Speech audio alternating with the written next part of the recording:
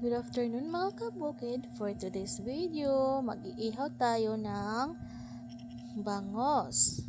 Siyempre, kailangan natin ng mga ingredients. Una sa lahat, meron na dyang kamates, sibuyas, pamintang durog, at dahon.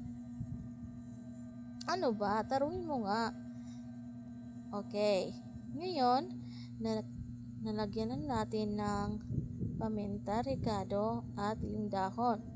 Isunod mo naman yung asin.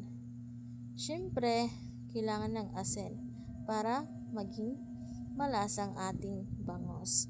Tsaka yung tinatawag nating magic. Ikaw na lang yung bahalang sa susunod at halo-haloin mo. Dapat halo-haloin para ang lasa. Ano ba? Tarungin mo nga. Tapos yung haluin, ilagay ito sa bangos.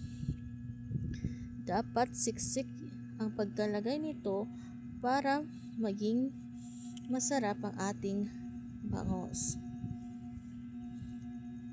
Yan. Isunod ang isang bangos. Lagyan mo ni... Ano ba? Tarungin mo nga. Lagyan mo ulit ng mga ingredients. Punuin mo. Yan. Dapat ganyan yung pagkalagay. Yan. Ubusin mo lahat para maganda.